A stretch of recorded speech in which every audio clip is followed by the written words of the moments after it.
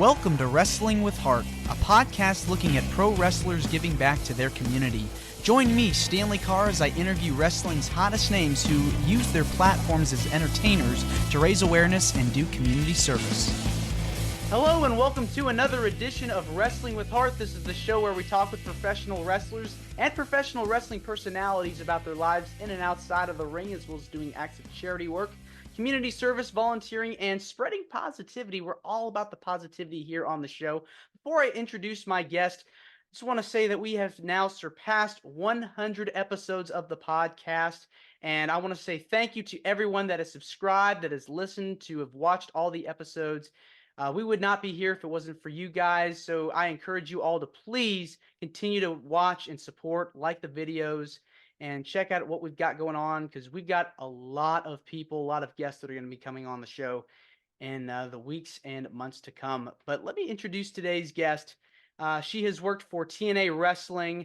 She is a professional wrestler, on-air personality, ring announcer, valet. She's done it all.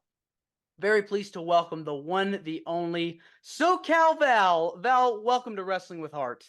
Oh my gosh, thank you for that lovely intro, and congratulations on 100 episodes. As you said, it's a tribute to the fans that are watching and listening. So thank you guys. Keep supporting. Yes, absolutely. So, now you're based out of right now England, London, England. What made you decide to make the move? Yeah, so I've lived here about, I would say, a little over 8 years now. So my husband's British. After I left TNA, which was 2013, I started to visit my sister here in London. She lives right in central London. I'm a little north of that in Milton Keynes, if people know where that is. I don't ever say that because when you're not from England, they don't know what that means. I just say I'm a little north of London. It's easier to understand for the Americans tuning in. But yeah, I was visiting her and doing Comic Cons and autograph signings and things like that. I met my husband, who's a restaurateur. At the time, he owned a pub, and we hit it off, and I moved here, and I've been here for, like I said, a little over 8 years. I love it. It's fabulous. But before you ask, because everyone always does, it's not home. I'm an American through and through, and nothing proves your patriotism like moving countries. So I do love it here, but I do miss America all the time. Yeah, I mean the cultures I'm sure are different. Like it's like Yeah, a night and day thing. But one thing I know that Americans and Brits love is and have in common is professional wrestling. they sure do. And you know what's funny is when I was visiting here, wrestling was it was popular, I would say. And I know that, in TNA, I was there for 9 years. We did a lot of like, UK, we did some tours. We also did a lot of like commercials and things, vetted towards the UK. And we knew that they loved wrestling here. But I don't know what the timing was. I'm not taking any credit for it. But since I've moved here, it's become so much bigger and better. I work for Progress Wrestling, which is, in my opinion, the biggest and best that there is to offer here in England. Progress is amazing. ProgressWrestling.com. We have an on-demand service. You can watch the replays. I'm on commentary mostly there, ring announcing sometimes. But even like AEW coming here, they had over 80,000 people in Wembley Arena. So people are like, oh, is wrestling still popular, especially in England? And I'm like, dude, it is phenomenally popular. And it's growing and growing. It's getting even bigger, which is great. Yeah, I mean, there's no better time to be a fan of pro wrestling than right now. I mean, it Right. is hot. I mean, all Yeah. companies are just flourishing. It's incredible. But you've been a fan of wrestling seems all your life too. I mean, what got you into it? So I will say I started to watch when I was about 11 or 12, and my sister was actually watching. So it's interesting because not that wrestling is only male dominated, but it is kind of a male dominated sport, let's be honest. Or at least it used to be back in the day. So like when my sister was watching it, I thought, I have no males in my family. I have two older sisters and my mom, and that's it. Mhm. I was homeschooled. There's no sports in my background, like nothing like that. So I was watching it and kind of said, "Oh, this is for boys. I don't like this." But I kept like I remember vividly like walking through the living room and being like, "Well, who's that?"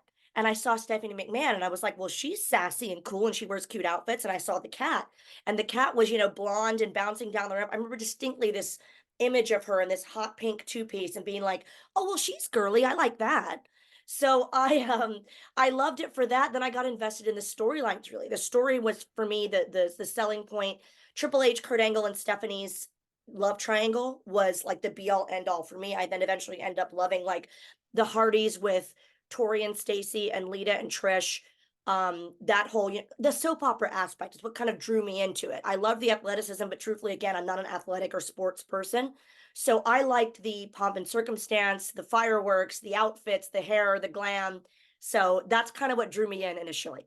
Yeah, I mean, the one cool thing about professional wrestling is that it has something for everyone, and Yeah, storytelling, I feel like, is essential to the product and the television show because, you want to get people tuning in every week, yeah, regardless of whether or not you're a fan of the sports aspect or not. It's still a TV show, and it so, is. and the thing is like like every week, like you said, like the love angles. I feel like we kind of, we get it every now and then, but I don't know about you, but I feel like we could use a little bit more of those too to have that We more could. interaction, you know? Yeah, yeah, I agree with you. The stories is yeah, that's what drew me in initially. I think that's what we're lacking sometimes. Like for me, I felt so lucky that the levity of what I liked about wrestling, I got to be in a part of it myself. Like with the love triangle with Jay Lethal and Sanjay Dutt, I was like, Mhm. all I loved about wrestling was the main love triangle. And I told Kurt Angle that backstage one time. I was like, that's what sold it for me. And he was laughing about it.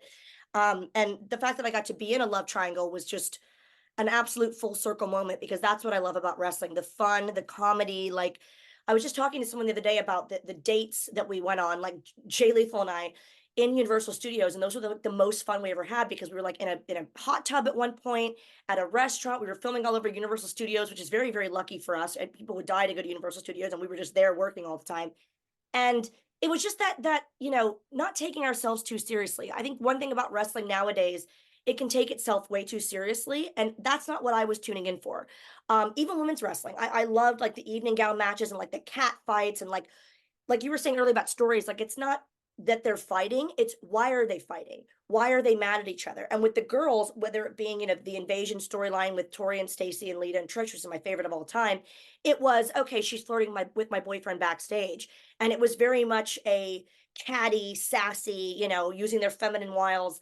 I loved that aspect of it. And I think we need more of that for sure. Yes, and I actually got to watch an interview with you that you did about a year or so ago, around the time Stacy Keibler got inducted into the Hall of Fame, and Yes. you were like very inspired by her, as a manager, as a Yeah. talent. What was it about Stacy to you and Tori that stuck out, and you were like, man, I want to do this. I want to be That's a in this great thing. question. And I will say I want to just put this out there for the fans to know because I got a lot of flack about how it was misconstrued what I said that I was surprised Stacy would go into the Hall of Fame when there are more, I don't want to say more deserving, that's not correct. There are women that were wrestlers, actual serious wrestlers like Elisa Marie Varon, like a Mickey James, Mhm, that I kind of went, Stacy was just a surprising choice. She's deserving of it mhm, 1000%, but mhm, it was a surprising choice because she was not a serious wrestler. But I liked that she went in because I was, again, with all due respect, I did not want to be a Lita. I didn't want to be a China.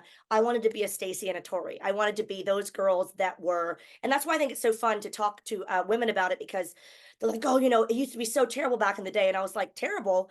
I would have never gotten into wrestling if there were only serious women's wrestlers. I wanted to be the photo shoots and the teasing of the men and, getting them, into trouble and things like that. And the damsel in distress. I loved that aspect. And I think that being a feminist, for example, is all about choice and all about diversity. So as a feminist who watches wrestling, it's fabulous to have the Sasha Banks and the Baileys and the Litas who are serious wrestlers and Bianca Belair.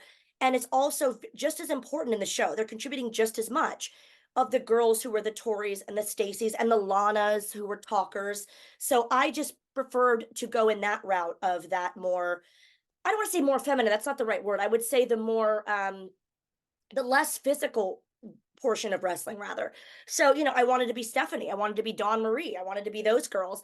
And with the Stacy and a Tori, I just loved that they were, I think the main thing, which is a great question by the way, thank you for that. I think the of main thing that course. drew me in was it was very empowered feminism and it was very empowered sexuality. So they were not afraid to be sexy and be in a bikini and show themselves off. There's nothing wrong with that. When I do lingerie photo shoots, I still do all the time. I do OnlyFans and it's a lot of fun for me because I love the hair, the makeup, the feeling sexy, the posing in a sexy manner. I love that. I find it very empowering. And for those women that don't like that and don't take it seriously, that's their prerogative. But for me, I go, that's who I want it to be. I want to be a Dita Von Teese, I want to be a a Pamela, like I said, Stacy, Tori.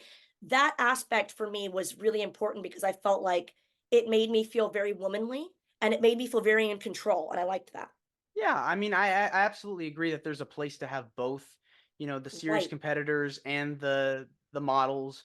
And I think we need a little bit more diversity because I think it'll bring something new, get more people tuning in, and Yeah. I think it'll just create a whole new dynamic that I think more people would be, interested in.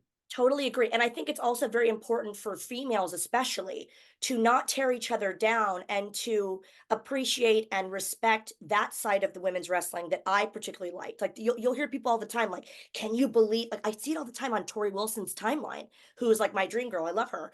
And I mean, she's, oh my God, the most beautiful woman in the whole world. Mhm. And so Mhm. nice, by the way. I've met her and I'm like, I can't even believe She's a I'm talking to you sweetheart. because yeah, Mhm. oh my God, I have like posters of her and stuff. Mhm. And, on her timeline, it's like, I can't believe you had to do that back in wrestling. And she always responds in such a lovely, eloquent way of saying, like, I had a great time. I was not pressured to do anything. I was proud of my body and I showed it off. Like, if that bothers you, then you don't have to tune in. Just like if it bothers you that women are wrestling seriously with the men, then tune out. Period. Right, right. That's what it is to be a feminist and be pro women's choice, is if that's Mhm. what she liked and that's what I like, Yeah. I'm also not going to shame someone else for what they like. You know what I mean? Right, exactly. And you got started at a very young age, 15 years old, like doing all kinds of roles. Were you at first wanting to learn how to wrestle, or did you just decide, okay, I want to go do this all the No, way? so I mean, so my first show, I always kind of say I've been in the business. I always gauge it from my very first show, which, I'm not a wrestler, but I've wrestled a teeny bit here and there, but it's not my thing. My first show was 3 days after my 16th birthday. So I was like really young, and which is not as young as, like, now people are starting younger, but like back then that was really unheard of to start that young. Um, I trained a little bit, like to do like tag matches and things, and I learned to take bumps, and I was, always wanting to be involved as a manager to be able to take a bump correctly and not hurt myself. But it was never my goal to say, okay, I'm going to be a wrestler and go after a belt, and I'm going to, wrestle these women's matches. That was never my thing. I didn't enjoy it. I knew I wouldn't enjoy it, but even when I trained and did it, it was kind of like it's very physical. It's a little violent for me. It's just not for Mhm. me whatsoever. I'm a talker. I'm a creative person. I'm a character driven person. So for me, the managing was the number one goal. That's what I wanted to do. I wanted to be Trish with TNA. I wanted to be, meaning Tess and Albert, not TNA Mhm. Wrestling. Mhm. Stephanie McMahon managing Triple H and Jericho eventually, and Mhm. people like that. Miss Elizabeth, of course, I went and did my homework and watched some things that I had missed. Dawn Marie and Francine, their videos in ECW. I remember I still have pictures of them. They were VHS tapes that I got on eBay. And the first person that ever hired me was Henry Luna from GCW Wrestling, Golden State Championship Wrestling, GSCW actually, excuse me. And that was in Anaheim, California at a flea market. And he was like, you've got to, study these girls that do cat fights because we'd love to do stuff like that. And I was like, okay, great. I never heard of ECW or Francine and Don Marie. I was a WWE fan. That was it, WWF at the time. And then I watched their matches and their cat fights, and I just loved characters that they were. Like, they were bigger than life. Francine and Don Marie. They were so sexy. They were unashamed of being sexy. And also, I got to know and love franchise Shane Douglas as well in those Mhm. videos. Mhm. So going back and doing my homework, I was like, these are the kind of girls I want to emulate. Yeah, I mean, definitely like the valet complements the talent, the male Yeah. talent, or, vice versa or whatever have you. I mean, I think valets and managers, I think I don't feel like they get their just due because I feel like Great. they're they're like the accessory to the male talents or the female Yeah. talents because you could have managers of all types, Yeah. manage whoever. I think that I don't really think that it's kind of like become a lost art. Would you say? Do you feel like we need more managers? 1000%. And people like Paul Heyman are still there as managers that are, showing you how it can be. But like you just said, like, where are they? Like, where are Mhm. even Lana? Lana was about the last one that I remember hearing of that I was like, wow, she's a manager and she's someone who talks and talks well and talks for him. And that's kind of what I like to do. Like, it's funny because people sometimes they can't believe it because I guess in TNA I was more of a face, but like on the indies, I was always a heel, Mhm. working for like FIP and Evolve for, years and years.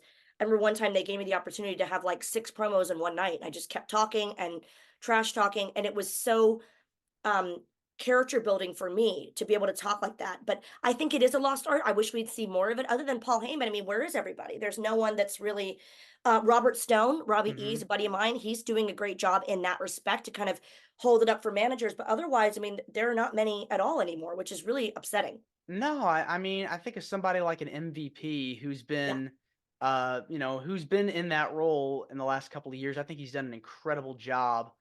Um, and you've got women on there like Maxine Dupree, who I think's Yeah. done a really good job as a wrestler, but also she's a pretty good manager as well, good valet. Yeah. But I think we need to see a little bit more of that, go on because I Totally think agree. I think that you had like the 80s and 90s were huge. I mean, in terms of like Yeah. wrestler and managers, just great times. You went to TNA. Tell me about how you got signed and favorite storylines, favorite Oh characters you got to gosh. be around. I literally grew up in that company. I was there from gosh, I think 18 to 27 or so, 1927. Those are really formidable years when you're growing up and stuff. So I would attend the shows and I would make sure that I was there. I would go through security with my little VHS tape and my resume. And I was thinking whoever I can talk to say, hey, I'd love to be a part of the show. I was very much there to work for TNA. I was definitely, hell bent on I would like to be a part of the show. That's the biggest game in town. Mhm. Um, so I first got an opportunity through David Sahadi, who, looked at my tape and resume and was like, well, I'm a producer. He's like, you can come help me doing production assistant backstage stuff. And he said also, he was very smart about it and super, super. I mean, I owe him a lot. He was so sweet about it. He's like, this will get your foot in the door to being on the actual show. Because if they see that you're backstage, you're doing a good job, you're contributing for the right reasons, which is how I always word it. Because sometimes, people don't know what you're doing there. You're a girl. Are you trying to date the wrestlers? They don't know what's going on. Mhm. But I got to do that for a bit. I remember like doing funny stuff backstage. Like there were promos where, for example, Monty Brown was working out and they wanted some like mist. So I had to like spray a spray bottle of water in the background. You're just doing like producer bits Yeah. backstage with Jeremy Borash, who again, I owe the world to. I have learned so much under the tutelage of Jeremy Borash. Everything I know as an announcer, now Comic Con host, and still announcing for wrestling. Jeremy Borash was the best mentor ever, and just so giving and so fun, and honestly the funniest person I've ever met. Also, and he allowed me to do ring girl stuff, and I started doing ring girl stuff. I think it was December or November, or December 2004. So that's kind of where I gauged from when I was starting with TNA. It was a little before that, but then like on camera around 2004, late 2004. And then eventually that led to a storyline with Jay Lethal and Sanjay Dutt, which was amazing. And then when they left the company, they pretty much said, I remember Terry Taylor, who is one of my heroes, love him. And he's so handsome. That's a story for another time. I just think he's so gorgeous. He said to me, he's like, okay, so, the guys are, they're not here anymore. Would it be a big step backwards for you to go back to doing Ring Girl? And I was like, well, I remember standing up for myself and I said, well, it is a step backwards for sure. I acknowledge that. But I said, if whatever the company needs me to do, if that will keep me employed and I still can contribute to the show, I'll do it. So stayed ring girl for a while. And then the other person who was really influential in my career was Mike Weber, who was the COO of Fight TV, now Triller. And he had me do all these interviews backstage. I was speaking in different languages for different international markets we had. I was writing my own scripts. I wrote a script that Hulk Hogan like read on a commercial, like stuff like that, where I was like, this is really where my talents, I think, will take me further, being a presenter, not ring girl, not manager. There's not a lot of longevity in either one of those, but being a presenter and a talker, a host, we say more host in America. Mhm. That's where I realized this is really my calling and this is what I enjoy doing the most. Yeah, I mean, you've done an incredible job doing Thank you. that, and it's incredible to see, how far you've come and moved up the ladder. Let's kind of switch gears now and talk about some of the work you've done outside of wrestling. You've done a lot of charity work over the years, both in and out of wrestling. What organizations have you partnered up with? So we through GAW TV, which is Grown Ass Women TV, with your neighbor Mickey James, Hmm. Lisa Marie Barron in Yep. Nashville. Lisa Marie Barron is out of California. Myself, we started Grown Ass Women TV, GAW TV, which ran about 3 years. We're on a little break right now. We're just all so busy. We're thinking about bringing it back, but it's a huge discussion. So we started something called WrestleMania. So every WrestleMania we had a charity initiative to the women in wrestling to donate, and actually some men donated some ring worn items like dresses worn on a red carpet, anything worn in a photo shoot. And we raised, oh gosh, I think the first year was for um, Girl Up, which was a female empowerment charity. We raised almost $10,000. The next year we raised over $10,000, and that was for NAMI, and it was a charity for mental health in honoring our friend Daphne. Hmm. That was a big one as well, and that was over $10,000. And then just the last one we did was for, I think we raised over 15,000 or around $15,000 as well. And we pick a charity every year that's just, near and dear to our hearts. The last one we did was for one of Mickey's favorite charities, which um, combats, children in need and child abuse and things like that. And we had some amazing partners with that. But I will say that every year it gets bigger and bigger. And I've always wanted to partner more with a charity that's on the LGBTQIA plus community.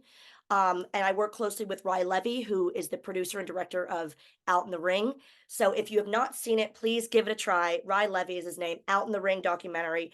I'm a part of the movie as well. But I mean, the work that he does, his philanthropy is so inspiring. So I'm just, I'm in awe of the work that he does personally. Yeah, I mean, it's absolutely good to give back and find causes that are near and dear to your heart. Was there Yeah. one like particular charity or particular moment where you helped out with a cause that really was just heartwarming for you? I will say, there was, I've done it a couple years actually. There was a charity in Orlando, and we all went. It was called Hearts of Reality, and it was myself, which just the random wrestling person. Scotty Tuhati was the other wrestling person who I knew. He's my buddy, and it was all like reality stars. So from like Big Brother, from Survivor, we were all in this hotel. We then went and saw the kids at this children's village. Hearts. I'm not sure if they still do the event anymore, but that was one of the ones where I thought, oh my gosh, I'm really helping the community. I'm so happy to be doing this. So I remember sitting there signing autographs, and a child came up to me and I said, so what's been your favorite part of the weekend? You've had archery, you've had all these things. And he said, I'm gonna cry. He said, my favorite part of the weekend is getting my mind off of things. So for me, I thought, I'm not a nurse. I'm not physically helping people, but if I'm entertaining people, like I went to Iraq to entertain the troops, if I'm entertaining people and getting their mind off of what's going on with their illness or with their family, I'm doing good. Sorry, I'm such a sap. No worries, no worries. It happens. Yeah, But it's very important, because you never know what somebody's going through in their life. Somebody could be on the verge of dying or feeling really sick. And especially in today's society, we got yeah, so much going on. It's just really important to think about the little things and what you can do to help somebody else, because it's just, you never know. Life is too short.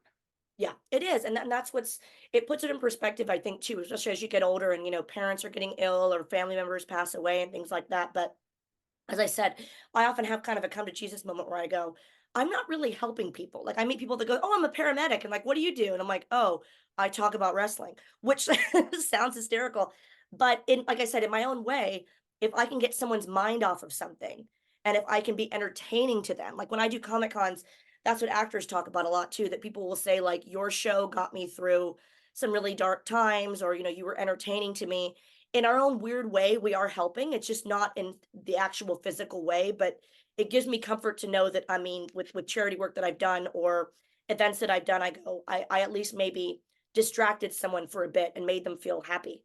Yeah, I mean, it's got to feel good, whenever you're at a Comic Con or a WrestleCon. I got to Yeah, go to this year.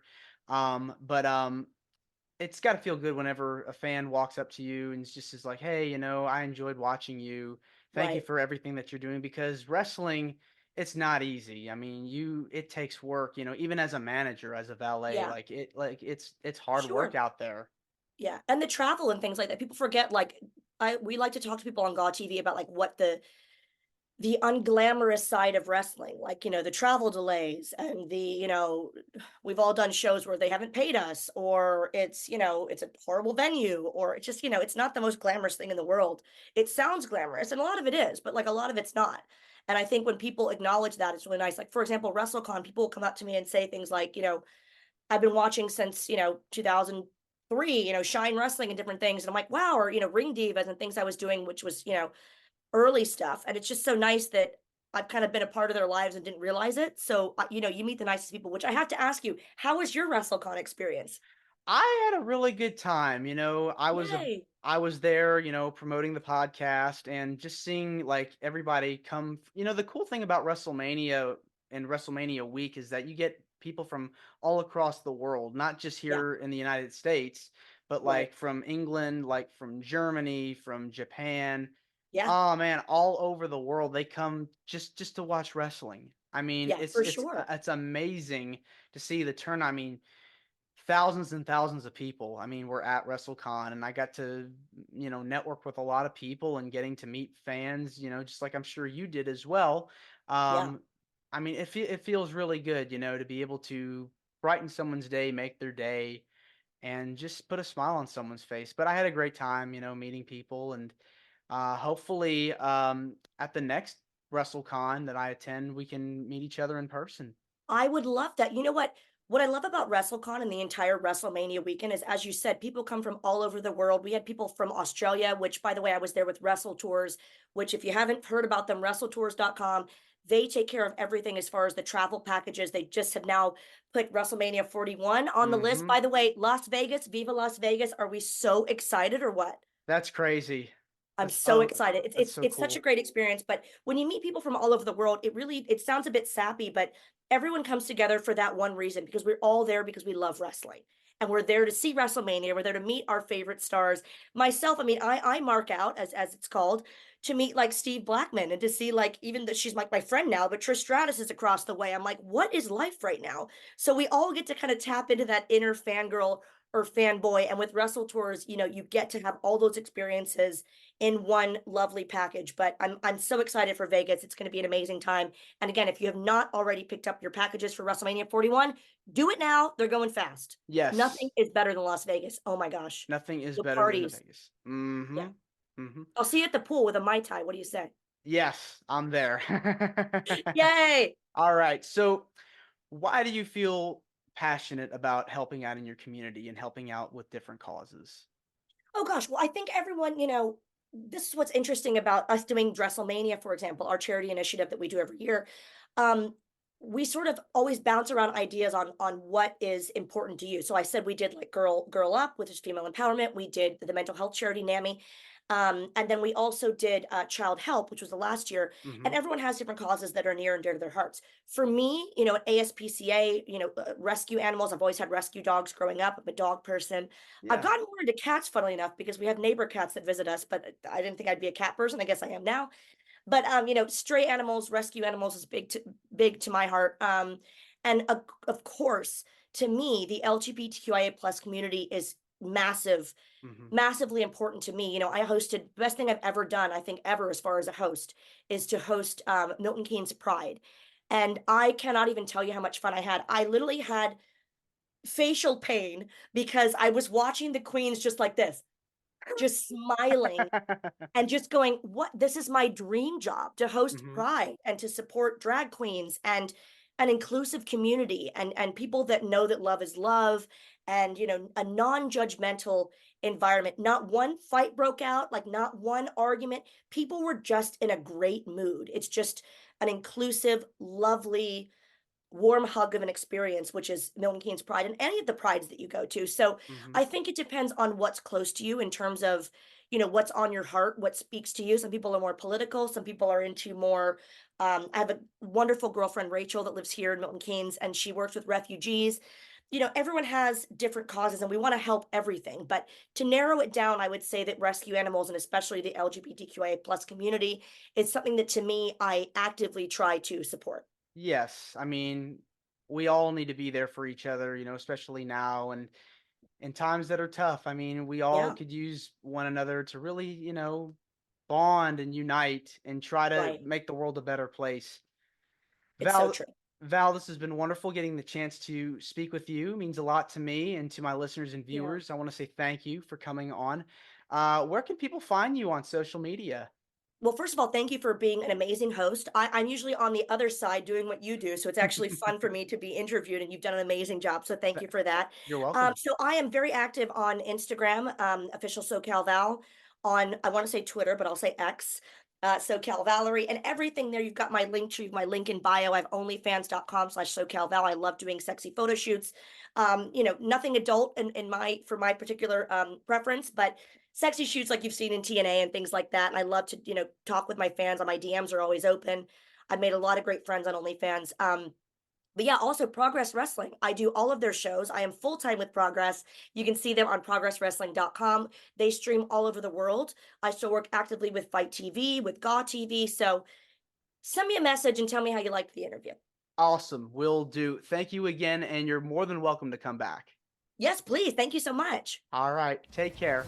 This is Wrestling with Heart. I hope you found this podcast to be informative and entertaining. If you did, please hit the subscribe button and look out for the next edition.